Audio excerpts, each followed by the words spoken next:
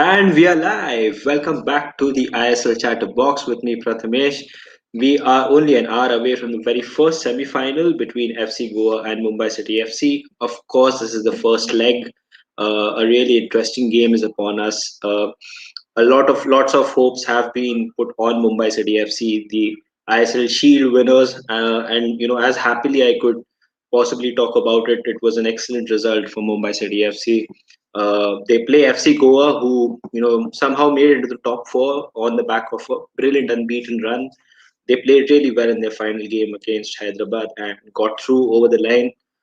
So yeah, we have this on our agenda today.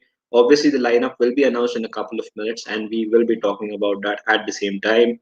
So yeah, I mean, a lot of things to look forward to when it comes to the semi-final. Obviously, the narrative around it being such, like Sergio Lobera in front, facing his old team. The team that he used to manage last year, FC Goa, who have beaten Mumbai City FC 5-2 on aggregate in the last time in 2018-19 season. That is when Sergio Lobera was the manager. Obviously, a lot of things have changed ever since then, and Mumbai City FC are a strong unit now, a force to reckon, and obviously the Shield winners, they will be representing India in the AFC Champions League next year, and so do FC Goa this year in the AFC Champions League. So all the best to them on that regard. The good news for Mumbai City FC is that Hugo Bumu will be back from his suspension. Whether he makes the starting lineup or not, we'll find out in a couple of minutes. But yes, he will be available for selection again. Obviously, Hugo Bumu showed that descent. Probably, I feel it was in the 3-3 draw against Goa itself where he showed that descent, and for which he had a 4-match suspension. And since then, Mumbai City FC have obviously played with Lefondre and Bartok Beche up front, and they have been really well, doing really well. They've been scoring goals, they've been creating a lot of chances. So this selection could possibly be a little bit of a headache for Sergio Lobera. Obviously, Diogo Bumo being the chief creator in this team, he's got 2 goals and 7 assists this season in the ISL. Not the staggering numbers that he put out last season when he had 10 plus goals and 10 plus assists in the ISL, but he can still make a fair impact in the season's semi-final first leg. Also, coming to FC Goa, who obviously have had a record of 13 unbeaten games in a row. That's a fantastic record to be having heading into the semi-finals. Juan Ferrando has done an excellent job with this team. They lost half of their squad, as we have been talking repeatedly about this, to Mumbai City FC in the transfer window, and since then that rebuild has been absolutely superb. We've seen a lot of good players come through, and they've done really well for their team. So this will be an exciting one to look forward to. Obviously, Juan Ferrando has been one of the more influential managers. We saw him on the touchline last Sunday against Hyderabad FC, where he was animated. He was disappointed with a lot of his players for not giving him the kind of performance that he was expecting. But I think anyway, they still look a very, very strong side, and a side that can take on Mumbai City FC. For all of those guys and girls who remember the last time Mumbai and FC Goa went head to head, it was an interesting and a rather exciting 3-3 draw between Mumbai and FC Goa. Obviously, the first I think the first game was also a very exciting game in itself. But I think the second game was the one that really caught all the attention. Ishan Pandita, scoring the first of his many coming forward, first of his many late equalizers or late goals for FC Goa this season.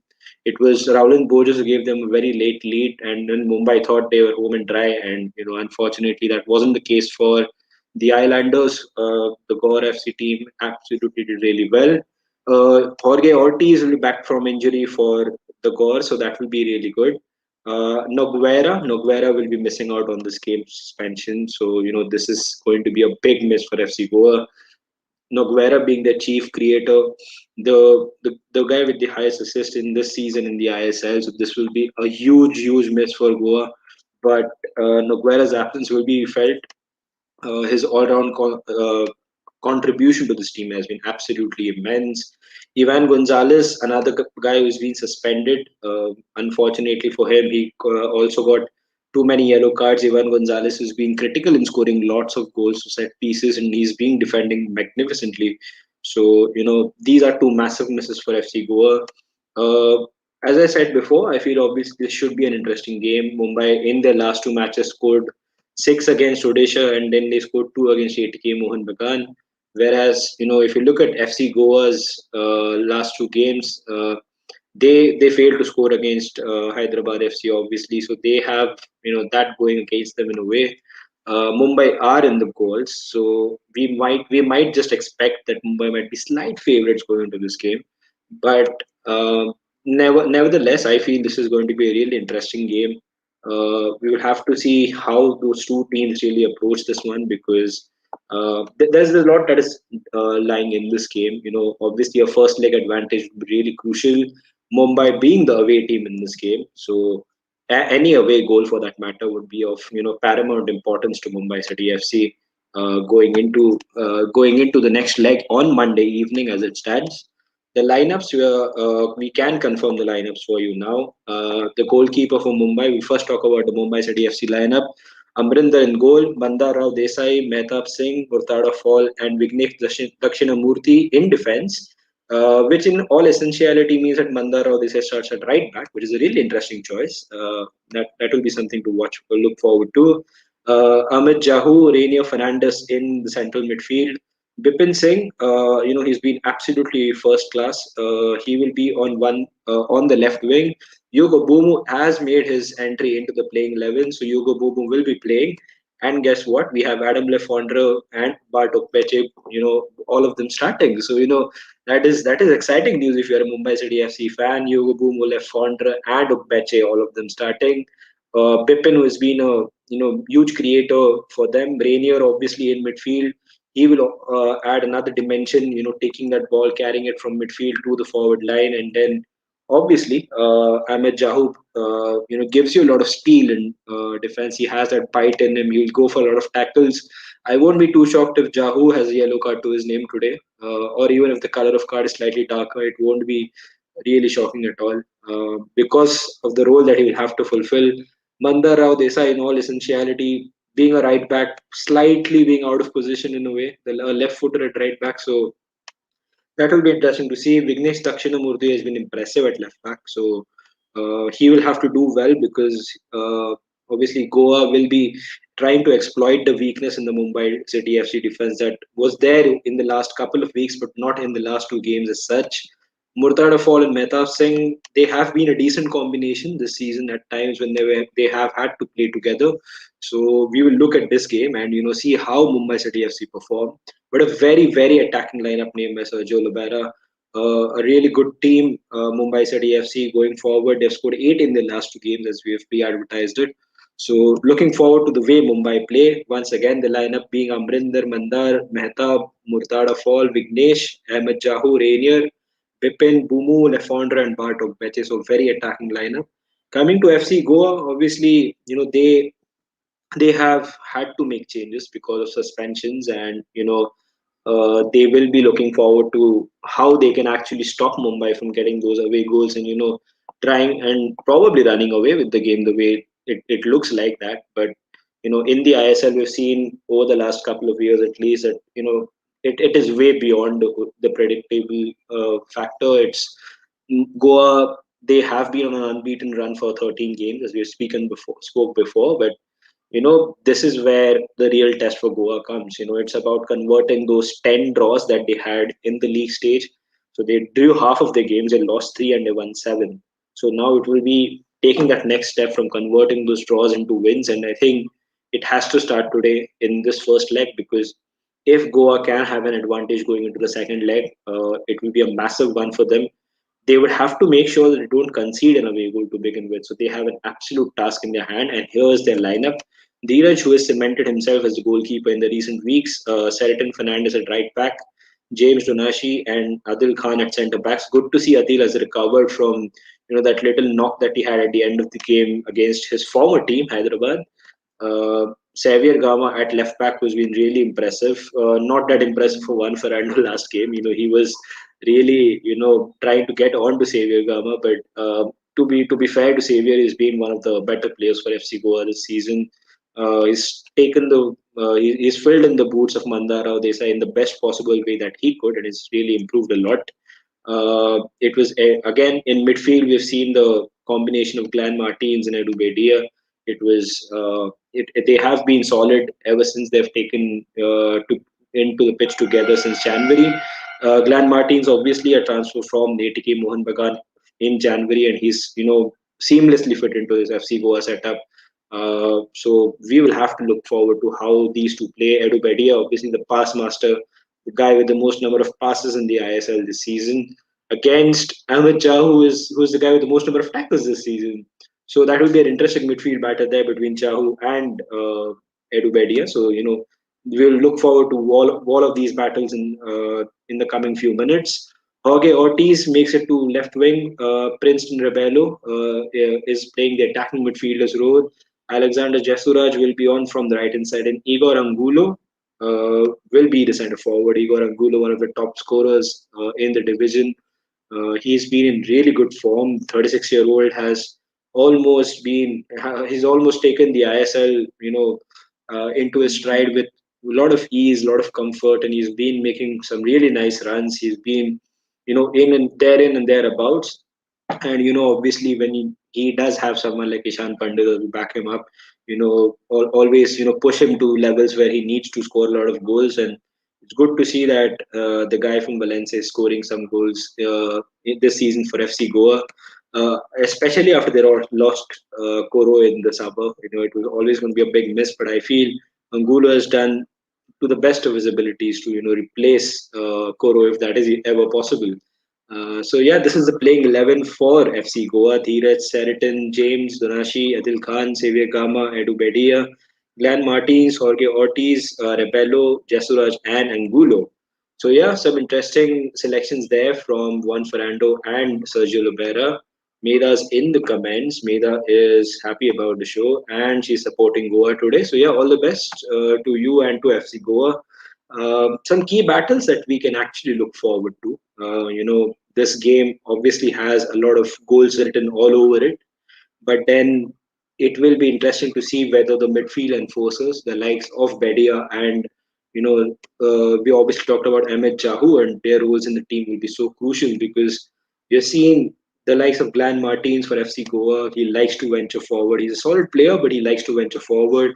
Edu Bedia can be a little bit of a hit and miss when it comes to the defensive side of the game, but offensively he's really good and he will also like to venture forward. Amit Jahu for Mumbai City FC will probably be the deepest midfielder. He likes to create a lot of chances from the deeper positions. He's the one who usually takes those set pieces as well. He's the one who fouls a lot of players and gets a lot of cards, but he's also the one who's got the most number of successful tackles in the ISL this season.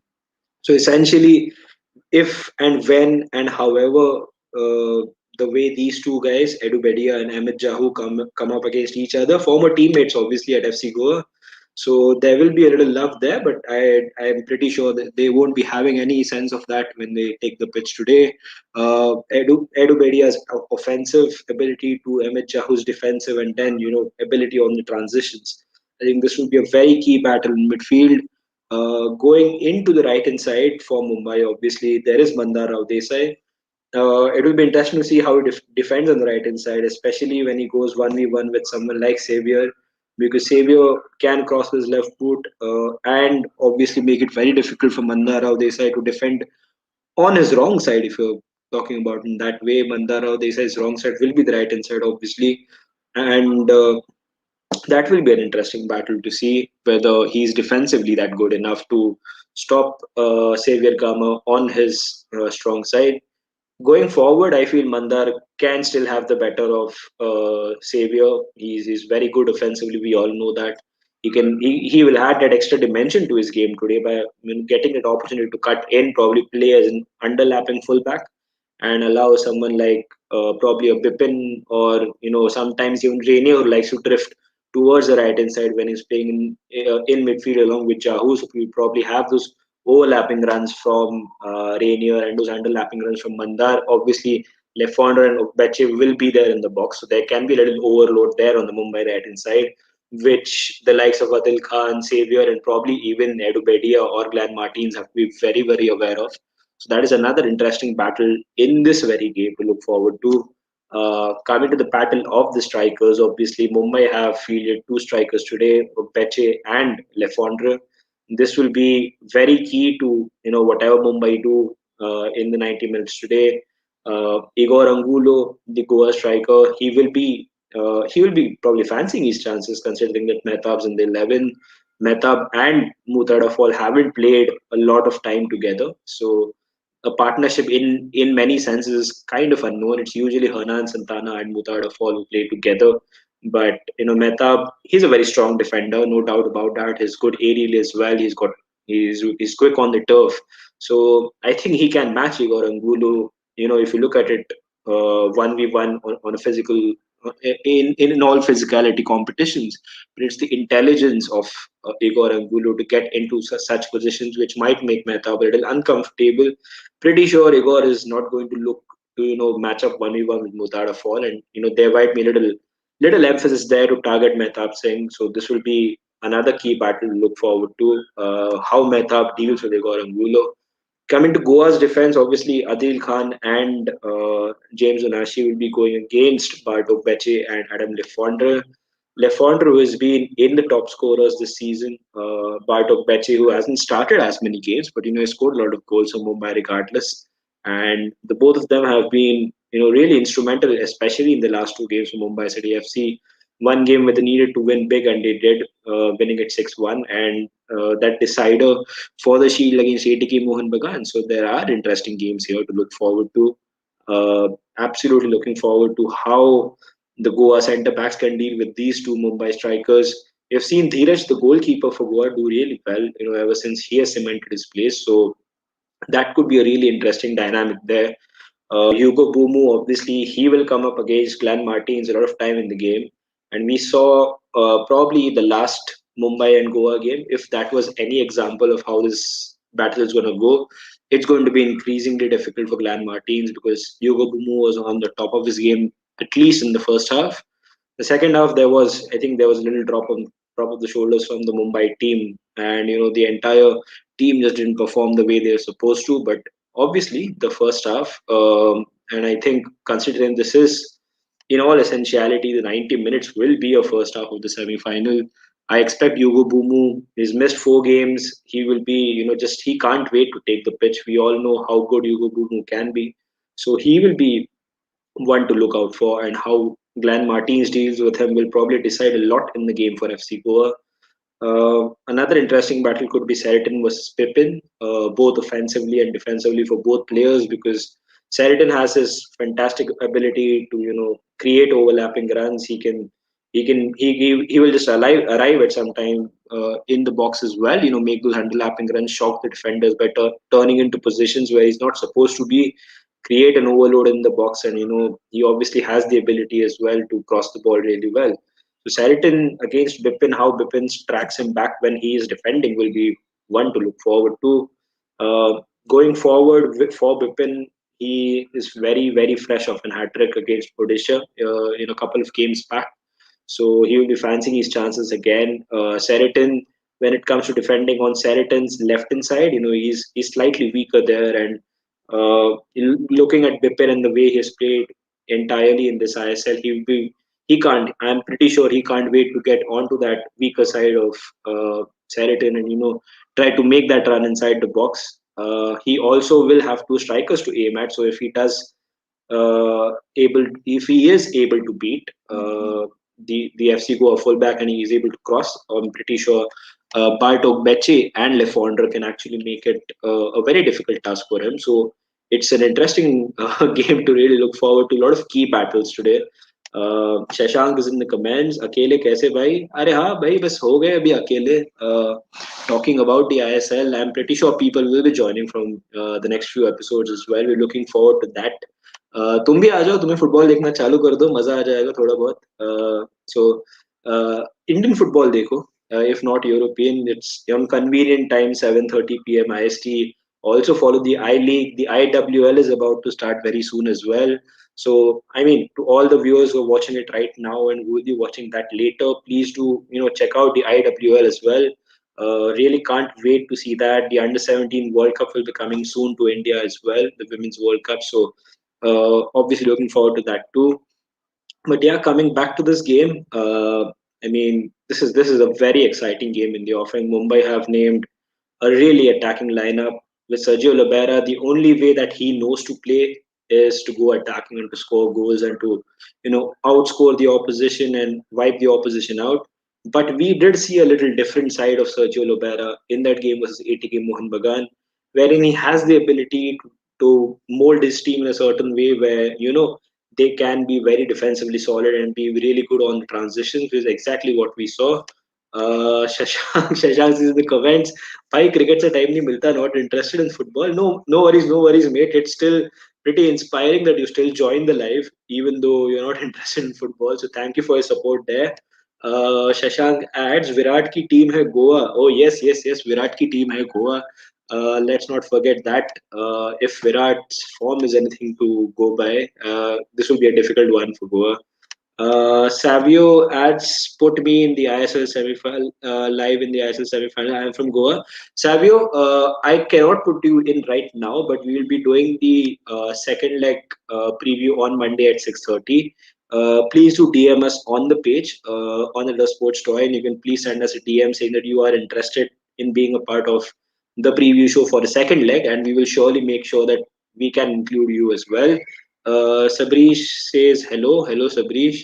And I'm pretty sure Mira's laughter was for the fact that she's supporting Goa, or I don't know. It's just that I'm a Mumbai fan, so probably he's trying to take it on me. But yeah, I personally, if you tell me, I'm really interested in this one, how the result really pans out. Uh, I for I for as if I'm a neutral fan, which I'm not, but if I have to take step into the shoes of a neutral fan, I would probably say I'm genuinely looking forward to see how Goa perform defensively. It's going to be quite a task, and Mumbai's defense in the recent 4-5 games suggested that Mumbai can be breached defensively. You've seen Jamshedpur do that excellently well.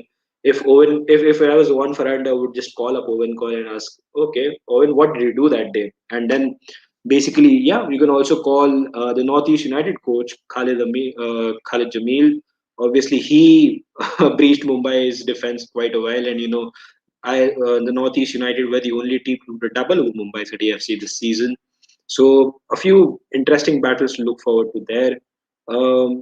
It will be interesting to see what Goa can produce on the counter because Nagwara has been absolutely magnificent for them this season.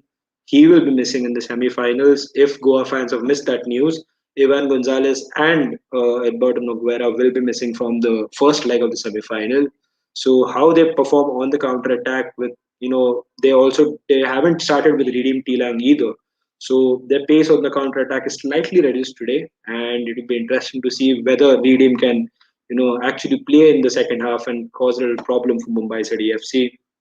Uh, Sabrish asked me which is your favorite game, cricket or football. Sabrish, for me, the my favorite game. Okay, this is a difficult one to answer. It will be a mix between Test cricket and football. So for me, that is my favorite game. It is either Test cricket. I'm not a huge fan of the limited overs game, but I do have favoritisms there. But football, obviously, I absolutely love the fact that the way ISL has taken shape in India over the last 2 or 3 years, the way teams have evolved towards more of stability in the last 2 or 3 years, wherein in the initial seasons of ISL you saw it was more or less like every ISL season you could just pick from a bunch of players, but now there is more stability into what is coming, especially with clubs like Borussia Dortmund investing into Hyderabad FC, the City Football Group taking ownership of Mumbai City FC, and obviously even Goa have been in a good partnership with the European clubs. So I think this is still looking good for Indian football. Shashank says, I am a T20 fan. Baki sab bhi acha lagta hai, but more T20I and IPL. Yes, I think T20 and IPL has its own intricacies and something to look forward to. And if you do support the Mumbai Indians, I can join hands with you there.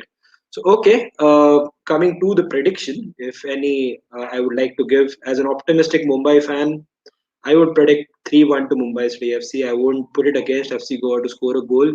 But looking at the way Mumbai is lined up, Mumbai do have a lot of goals in them. They have players who can create a lot of assists as well. So absolutely looking forward to that. As a neutral, which I'm not, it will be difficult for me to give a prediction. But it will be interesting if it ends 2-2. It will be really interesting because that would mean Goa would have the confidence going into the second leg that we have scored the goals and we just needed one goal and a clean sheet in the second leg to win. So yeah, I think that would be my prediction for the game. But दिल से बोले तो it will obviously be Mumbai City FC to win. So yeah, Shashank adds in the comments, no, am I brother, only Rajasthan Royals. Josh Butler is love. Okay, yeah, I think I can understand that. Josh Butler was also part of Mumbai Indians significantly. So, I can share that experience there. And, he was a fantastic batsman from Mumbai. A batsman who, when he was left out, I didn't understand why. But okay, that's a chapter for another day. Sabrish asked me, you support with Mumbai or Goa? It is Mumbai, Sabrish. I do support Mumbai City FC. It has been six disastrous years in many ways, except for the 18-19 season. Probably ISL 3 was also pretty good, but this is the season which has defined Mumbai City FC. Yes, the money that has come in from the City Football Group has helped, but if you don't use it in the right way, then what is the point of having all that riches? So, yeah, thank you to all of you guys who've joined the show, especially Shashank, because I know he doesn't follow football at all, yet for some reason he keeps up joining the lives. And thank you to you, Sabrish, Savio, Meda, and all the guys who joined today. Um, it is it is your support that keeps the channel going. Please stay tuned to Hotstar and Star Sports 2 for the telecast of the first leg between FC Goa and Mumbai City FC. The match starts in the next 34 minutes, so absolutely looking forward to that. Shashank says it's basically Ranbir Alia versus Anushka Virat today. Okay. Shivam says me Panala. Yes, yes, Shivam. You are there, obviously, and to all the people who have been tuned in to the comments and to the live. Thank you for joining again. Let's hope that we get an exciting semi-final first leg. The ISL Chatterbox obviously will be back at 6:30, where tomorrow where we'll be talking about the first leg between ATK Mohan Bagan and Northeast United FC. At 10 p.m. we go live again with the TSD Cricket Daily, so please do stay tuned for that. Shashank adds Road Safety World Series at 7 p.m. Yes, Sachin ki batting देखनी है तो please tune into that as well. Meda is asking Shivam to go home. Interestingly, I guess Shivam is already at home. So do stay at home and do tune in to the ISL game between Mumbai City FC and FC Goa. And until we get back to you with the ISL Chatterbox tomorrow, we will see you soon.